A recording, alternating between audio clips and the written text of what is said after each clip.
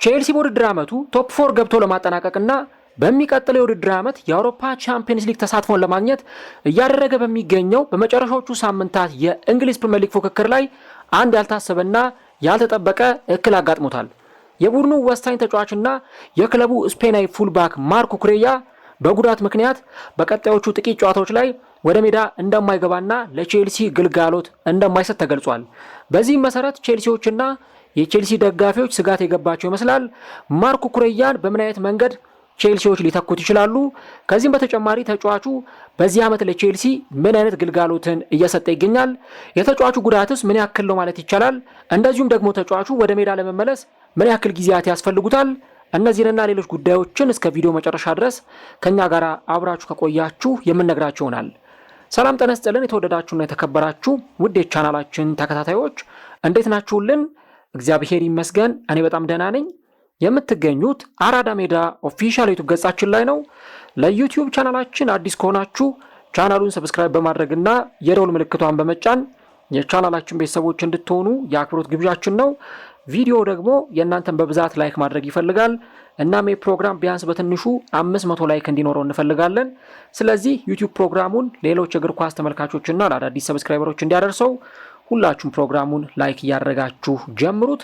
የአራዳ ሜዳ ኮሜንታተር ተስፋ ወርቅ ሉል ሰገድ አብሬያችሁ ቆይታ አደርጋለሁ። ፈጣሪ ፈቅዶ በዚህኛው ፕሮግራማችን ላይ ከእናንተ ጋር ተገናኝተናል። የማርኮ ኩሬያን ጉዳትና በቀጣይ አሰልጣኝ ሊያም ሮዚነር ምን አይነት አማራጮችን ሊጠቀም ይችላል፣ ተጫዋቹን የሚተኩ አማራጮችስ በክለብ ውስጥ ይገኛሉ ወይ የሚሉ ጉዳዮችን እያነሳን ከእናንተ ጋር አብረን ቆይታ የምናደርግ ይሆናል ማለት ነው። እስቲ ለቼልሲ ደጋፊዎች አንድ ጥያቄ ማንሳት እፈልጋለሁ። በተለይም ደግሞ ማርኮ ኩሬያን የሚተካ ተጫዋች በዚህ ስብስብ ውስጥ አለ ብላችሁ ታስባላችሁ ወይ? አዎ ከሆነስ መልሳችሁ የትኛው ተጫዋች ማርኮ ኩሬያን ሊተካው ይችላል?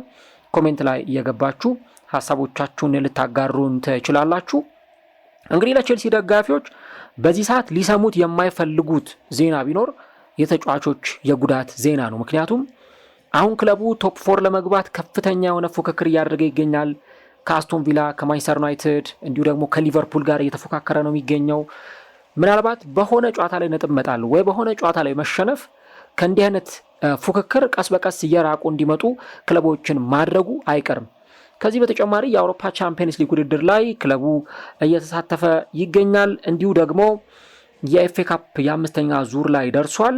እንደውም አሁን ከጥቂት ደቂቃዎች በፊት በወጣው የዕጣ ድልድል መሰረት ቼልሲ ከሬክስሃም ጋር ተደልድሏል እና እንግዲህ በእነዚህ ውድድሮች ላይ ቼልሲ ውጤት ለማምጣት የተፎካከረ ይገኛል። ኤፍኤ ካፕና ቻምፒየንስ ሊግ ዋንጫዎችን ለማሸነፍ፣ ፕሪሚየር ሊግ ደግሞ ቶፕ 4 ገብቶ ለማጠናቀቅ ከፍተኛ ጥረት እያደረገ የሚገኝ እግር ኳስ ክለብ ነው። ስለዚህ በዚህ ሰዓት የተጫዋቾች መጎዳት በፍጹም አክሴፕት የሚያደርጉት ነገር አይሆንም። በእርግጥ ከመቀበል ውጭ አማራጭ ላይኖራቸው ይችላል። ግን አሁን ባሉበት ሁኔታ ደግሞ የተጫዋቾች ጉዳት በተለይ ደግሞ እንደ ማርኮ ኩሬያ አይነት ጉዳቶች ክለቡን በጣም በተወሰነ መልኩም ብቻም ሳይሆን ክለብ ውስጥ የሚታይ ጫና ማሳደራቸው የሚቀር አይነት ጉዳይ አይደለም። እንደምታውቁት ነው ኩሬያ በጣም የክለቡ ወሳኝ የሚባል ተጫዋች ነው። በተለይ ባለፉት 2-3 የውድድር ዓመታት ከተመለከትን እኔ በቼልሲ ቤት በጣም ወጥ የሆነ ፐርፎርማንስ በማሳየት ወጥ የሆነ ብቃት በማሳየት እኔ ከማርኮ ኩሬያ አስበልጬ የማየው ተጫዋች የለም። እንግዲህ ይሄ የራሴ እንደ እግር ኳስ ጋዜጠኛና እንደ ባለሙያ እንዲሁ ደግሞ እንደ ገለልተኛ የእግር ኳስ ተመልካች ሆኜ ሳየው በቼልሲ ቤት ጥሩ ተጫዋቾች አሉ። ሞይሰስ ካይሴዶን፣ ኤንዞ ፈርናንዴዝን ወይ ኮል ፓልመርን እናነሳለን። ለእኔ ግን ማርኮ ኩሬያ በቃ ወጥ በሆነ ፐርፎርማንስ ከአመት ዓመት የምንመለከተው ተጫዋች ነው። በተለይ ካቻምና አምና ደግሞ በዛ በድንቅ ብቃቱ አይተነው ነበረ። ዘንድሮም በእንዲህ አይነት ሁኔታ ነው እየተመለከት ነው የምንገኘው። እንደውም በባለፈው ዓመት በቼልሲ ለወራት ያክል የቼልሲ የፕሪሚየር ሊጉ ከፍተኛ ጎል አስቆጣሪ ሁሉ ሆኖ ስንመለከተው ነበርና ተጫዋቹ በተለይም ደግሞ በቼልሲ ቤት የፉልባክነት ሚናን ምን እንደሆነ በደንብ አይደንቲፋይ ያደረገ ተጫዋቹ ምናልባትም ደግሞ በቼልሲ ቤት እንደና አሽሊ ኮል ከመሳሰሉ ምርጥ ፉልባኮች በኋላ የተመለከተነው ምርጡ ፉልባክ መሆኑን በደንብ እንመለከታለን እና የሌፍት ባክ ወይም ደግሞ የግራ ተመላላሽ ተጫዋች ነው። የመስመር አጥቂዎችን በማስቆም ረገድ በጣም የተዋጣለት ተጫዋች፣ ሙሉ 90 ደቂቃ ሜዳ እያካለለ የሚጫወት ማይደክም ታታሪ እና ደግሞ ሜዳ ላይ ለሚሰጠው ሮል በታክቲክ ረገድ አሰልጣኙ ከሱ ለሚፈልገው ነገር በደንብ ታማኝ የሆነ ተጫዋች መሆኑንም እንመለከታለን እና ማርኮ ኩሬያ እንደው ዝም ብሎ መከላከል ብቻ ሳይሆን ስራው የቡድኑን ማጥቃት ያግዛል፣ ጎል ያስቆጥራል፣ አሲስት ያደርጋል፣ ታክሎችን ይወርዳል እና ደግሞ በጣም ጥሩ የሆነ የመሃል ሜዳ እንቅስቃሴን ማድረግ የሚችል ተጫዋች ነው። እንግዲህ ዘንድሮ ቼልሲዎች ከተቸገሩባቸው ነገሮች መካከል አንደኛው የተጫዋቾች ጉዳት ጉዳይ ነው። ዘንድሮ እንግዲህ አብዛኛው ስኳድ በጉዳት እየታመሰ ነው የሚገኘው። በርካታ ተጫዋቾቻቸው የተጎዱ ነው። አምና ክለቡ 64 ጨዋታዎችን ማድረጉ እና አድካሚ ሲዝንን ማሳለፉ ዘንድሮ ወሳኝ ተጫዋቾቻቸው እንዲጎዱ ምክንያት ሆኗል። ለምሳሌ ኮል ፓልመር በተደጋጋሚ ጊዜ የፊትነስ ጥያቄ ሲነሳበት እንመለከት ነበር። ከዚህ በተጨማሪ ሌሎች የዚህ ቡድን ተጫዋቾችም እንዲሁ በጉዳት ምክንያት ከሜዳ የሚርቁ እንደነበሩ እንመለከታለን እና ያንን ነገር ደግሞ አሰልጣኙ ኤንዞ ማሬስካ ከዚህ በፊት ማኔጅ ለማድረግ ከፍተኛ ጥረት ሲያደርጉ ስናይ ነበር። አሁን ደግሞ ሊያም ሮዚኒየር ይህንን ነገር ማኔጅ የማድረግ ኃላፊነት ይጠበቅበታል። እንግዲህ አሁን ተጫዋቹ ባለፈው የሃል ሲቲው የኤፍኤ ካፕ ጨዋታ ላይም አልተሰለፈም ነበር። አሰልጣኙ እንደውም ጉዳት እንዳጋጠመው ተናግረዋል። ግን በዚህ ጊዜ ይመለሳል ብዬ ልነግራችሁ አልችልም። ይህ የታይም ወቅቱን ወይም ደግሞ የታይም ኢንተርቫሉን መቼ ሊመለስ እንደሚችል እርግጠኛ ሆኜ መናገር አልችልም። ግን ተጫዋቹ ጉዳት አጋጥሞታል የሚል አስተያየት ነበር ሊያም ሮዚኒየር የተናገረው እና ለ6 ሳምንት ከሜዳ ይርቃል ይላሉ አንዳንድ የመረጃ ምንጮች። አንዳንዶቹ ደግሞ ከ3 እስከ 4 ሳምንት ከሜዳ ሊርቅ ይችላል የሚል ግምታቸውን ያስቀምጣሉ። ዞሮ ዞሮ ግን ለ3 ሳምንትም ራቀ ለ4 ወይም ለ5 ሳምንት ቼልሲንን ተጫዋች የሚያጣው በወሳኝ ጨዋታዎች ወቅት መሆኑ ነው ትልቁ ጉዳትና አስቸጋሪው ነገር ሊሆን የሚችለው። ከዚህ በተጨማሪ ደግሞ ጉዳቱ የሃምስትሪንግ ጉዳት ነው የተባለው፣ የጡንቻ መሸማቀቅ ጉዳት ነው የተባለው እና ምናልባት ለተጫዋቾች ደግሞ በቀላሉ የማይመለሱበት ጉዳትም ይሆናል። አንዳንድ ጊዜ ምናልባት የጉዳቱ የሃምስትሪንግ ሲባል እንደው በጥቅሉ ዝም ብለን የጡንቻ መሸማቀቅ ጉዳት ስለምንለው ነው እንጂ ደረጃ አለው፣ የራሱ ደረጃዎች አሉት። ደረጃ 1 ምናምን እየተባለም ይቀጥላል እና በዛ ሂደት ውስጥ እንግዲህ ከተመለከትነው ምናልባት ተጫዋቹ በጥቂት ሳምንታት ውስጥ ወደ ሜዳ ሊመለስ እንደሚችል የሚሰጡት አስተያየቶች ሚዛን የሚደፉ ሆኖ ልናገኛቸው እንችላለን። ግን ደግሞ የጉዳት ነገር አንኤክስፔክትድ ነገሮችንም ይዞ ሊመጣ ይችላል። አንዳንዴ ይመለሳሉ ከተባሉበት ጊዜ ፈጥነው ሊመለሱ ይችላሉ። አንዳንዴ ደግሞ ይመለሳሉ ከተባሉበትም ወቅት ደግሞ ዘግይተው ወደ ሜዳ ሊመለሱ የሚችሉበት አለ። እንግዲህ ያንን ነው የምንመለከተው። ኩኩሬያ ግን እንግዲህ የውድድር ዓመቱን ያለ እረፍት አድካሚ በሆነ ሁኔታ በተደራራቢ ጨዋታዎች ላይ ሲጫወት ነበር። እንደውም እኔ ማስታውሰው ኤንዞ ማሬስካ ተጫዋቹን አንዳንዴ ለማሳረፍ ሁሉ ይሞክሩ ነበር። ምክንያቱም እሱ ላይ ያለው በርደንና ጫና በጣም ከፍተኛ ነው። ፕላስ ደግሞ እሱን የሚተካው ተጫዋችም በቀላሉ ለማግኘት አስቸጋሪ ይሆናል ስኳድ ውስጥ እና በዛ ምክንያት ነው እንግዲህ እንደዚህ አይነት ሁኔታዎችን ስንመለከት የነበረው ከአሰልጣኙ ኤንዞ ማሬስካ ጋር በተገናኘ። አሁን እንግዲህ ቀጣይ ቼልሲ የሚያደርጋቸው ጨዋታዎች በተለይ ደግሞ ቶፕ 4 ውስጥ ገብቶ ለማጠናቀቅ በሚያደርገው ጉዞ ወሳኝ የሚባሉ ጨዋታዎችን ያደርጋል። ለምሳሌ በዚህ ሳምንት በርንሌይን የሚገጥምበት ጨዋታ አንዱ ተጠባቂ ጨዋታ ነው። በእርግጥ በርንሌይ ላለመውረድ የሚጫወት ቡድን ነው። ዘንድሮ በጣም ከፍተኛ ባትል ውስጥ የሚገኝ ክለብ ነው። ቼልሲ ጨዋታውን ያሸንፋል የሚል ቅድመ ግምት ነው ልንሰጥ የምንችለው። ግን ደግሞ በዚህ ጨዋታ ላይ የማርኮ ኩሬያ መኖር ያስፈልጋል። እንግዲህ ከዚህ ቀጥሎ የቼልሲ ጨዋታዎች ከባባዶች ናቸው። ቼልሲ የሊጉ መሪ አርሰናልን ከሜዳ ውጭ ይገጥማል በኤምሬትስ ስታዲየም። ከዛ ቀጥሎ 3ኛ ደረጃ ላይ የተቀመጠውን አስቶን ቪላን ከሜዳ ውጪ ወደ በርሚንግሃም አቅንቶ በቪላ ፓርክ ይገጥማል። ከዛ በኤፍኤ ካፕ የ16ቱ ጥሎ ማለፍ ሬክስሃምን ከገጠመ በኋላ ኒውካስልን ደግሞ በሜዳው ያስተናግዳል።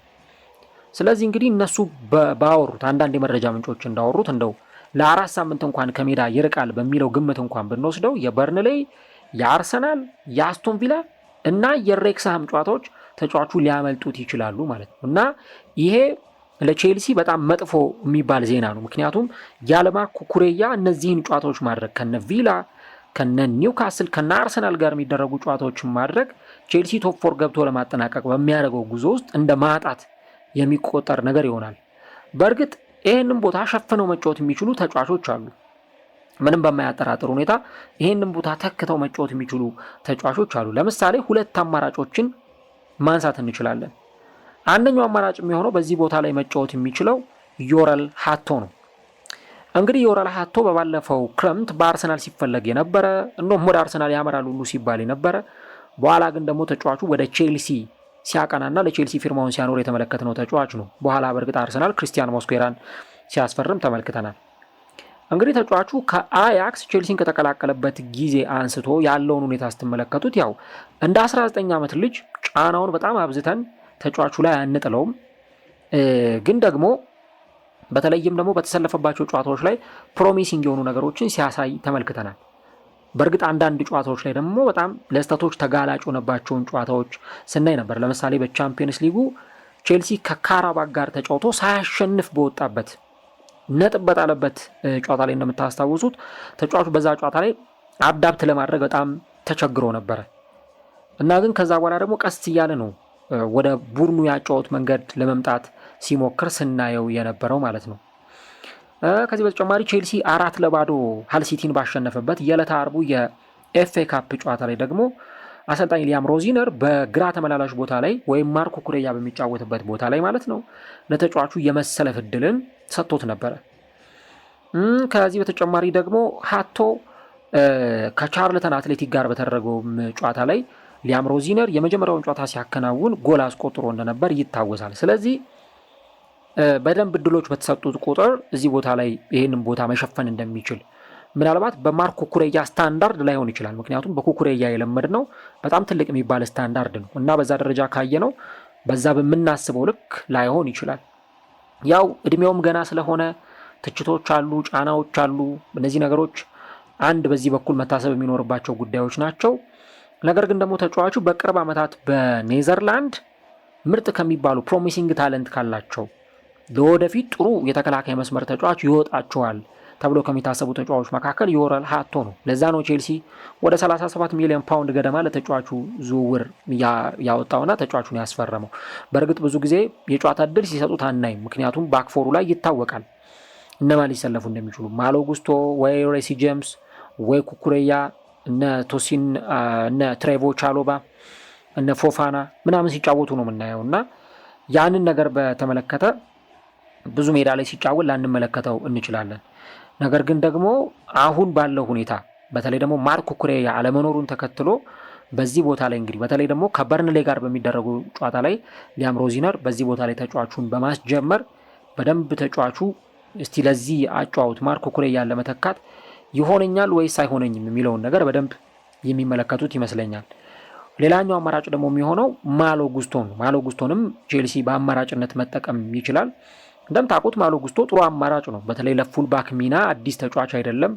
በፉልባክ በዚህ ቦታ ላይ በመጫወት ጥሩ ኤክስፔሪያንስ ያለው ማጥቃቱንም መከላከሉንም ባላንስ አድርጎ ማስቀጠል የሚችል ተጫዋች ነው እና እንግዲህ ከሁለት አንዱ ነው አሰልጣኙ ሊያም ሮዚኒየር እንደ አማራጭ ሊጠቀማቸው የሚችለው ማለት ነው።